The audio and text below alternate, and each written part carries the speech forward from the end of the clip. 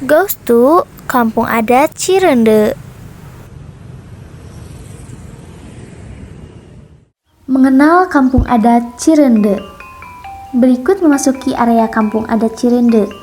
Asal-usul Cirende berasal dari nama pohon rende, karena sebelumnya di kampung ini banyak pohon rende yang digunakan sebagai bahan obat herbal. Kampung ini terletak di Kelurahan Luwi Gajah, Kecamatan Cimahi Selatan. Penduduknya sebagian besar berkeyakinan Sunda Wiwitan, konsisten menjalankan ajaran kepercayaan dan melestarikan budaya nenek moyang mereka. Di sepanjang bagian ini terdapat beberapa saung yang salah satunya menyimpan sebuah pepatah yang mengandung makna mendalam.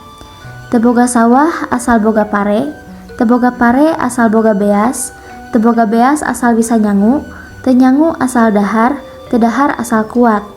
Pepatah ini dengan singkat merangkum sejarah konsumsi beras singkong yang telah mengakar dalam kehidupan masyarakat Kampung Adat Cirende.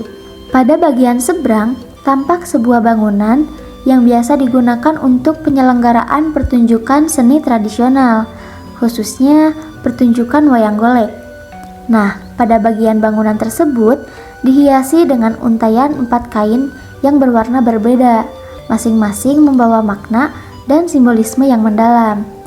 Di hadapan bangunan pagelaran, kita memasuki sebuah ruangan yang umumnya difungsikan untuk menyambut tamu dan menyelenggarakan acara-acara besar. Ruangan ini menjadi tempat kami berkumpul dan berdiskusi.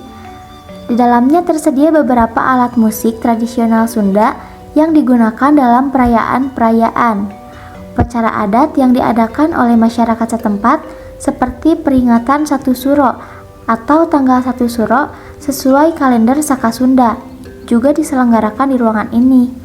Meskipun berasal dari keyakinan yang berbeda, masyarakat dengan kepercayaan lain turut berpartisipasi dalam persiapan dan pelaksanaan acara tersebut. Kesenian gondang, karinding, dan angklung buncis menjadi bagian penting dari tradisi seni yang sering ditampilkan dalam ritual upacara adat seperti upacara 1 Suro atau saat menyambut tamu. Masuk ke wilayah berikutnya, terdapat bangunan yang disebut sebagai Panggung Balai Atikan. Nah, di dalam bangunan ini, setiap pengunjung memiliki kesempatan untuk berkumpul dengan duduk secara lesehan, mencerminkan sifat demokratis masyarakatnya yang tanpa memandang perbedaan kasta. Melalui hal ini, ditegaskan bahwa dalam budaya Sunda yang sebenarnya tidak terdapat perbedaan tingkat sosial yang signifikan. Keberadaan bangunan ini memiliki nilai penting baik secara fungsional yang berperan sebagai tempat pertemuan dan interaksi bagi warga maupun simbolis. Bangunan ini mengandung makna yang mencerminkan ajaran hidup yang dipegang teguh oleh masyarakat setempat. Di bagian samping Balai Atikan terdapat aula yang salah satunya biasa digunakan untuk kegiatan sanggar tari yang pengelolaannya dipegang langsung oleh pihak Kampung Adat Cirende. Sanggar tari didirikan guna merawat kearifan lokal untuk generasi selanjutnya. Berikut terdapat sentra oleh-oleh yang seluruh hasil produknya dari bahan baku singkong. Mengingat pada sejarahnya, masyarakat Kampung Adat Cirende telah memproses singkong menjadi rasi selama sekitar 85 tahun, yang menjadikan mereka mandiri dalam pangan.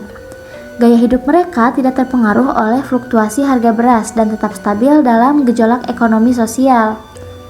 Tradisi mengonsumsi singkong rasi sebagai makanan pokok turun-temurun dimulai pada tahun 1918 ketika sawah mengering dan leluhur menyarankan menanam ketela sebagai pengganti padi. Konsistensi masyarakat adat dalam mengonsumsi rasi sebagai makanan pokok membuat mereka tidak pernah mengonsumsi beras. Hal ini bukan menjadi berarti mereka mengharamkan beras dari padi, tetapi lebih pada melestarikan tradisi dan mengikuti petunjuk sesepuh. Beralih ke area lainnya, yaitu terdapat leuweung atau hutan yang hanya kami liput di bagian luarnya saja. Hutan tersebut terbagi menjadi 3 bagian. Yang pertama, leuweung larangan atau hutan terlarang, yaitu hutan yang tidak boleh ditebang pepohonannya karena bertujuan sebagai penyimpanan air untuk masyarakat adat Cirende khususnya. Yang kedua, leuweung tutupan atau hutan reboisasi. Hutan tersebut dapat dipergunakan pepohonannya, namun masyarakat harus menanam kembali dengan pohon yang baru. Yang terakhir, leuweung baladahan atau hutan pertanian, yaitu hutan yang dapat digunakan untuk berkebun masyarakat adat Cirende. Biasanya ditanami oleh jagung, kacang tanah, singkong atau ketela dan umbi-umbian. Sekian sedikit informasi dari kami mengenai Kampung Adat Cirende. Untuk informasi selebihnya silahkan berkunjung secara langsung.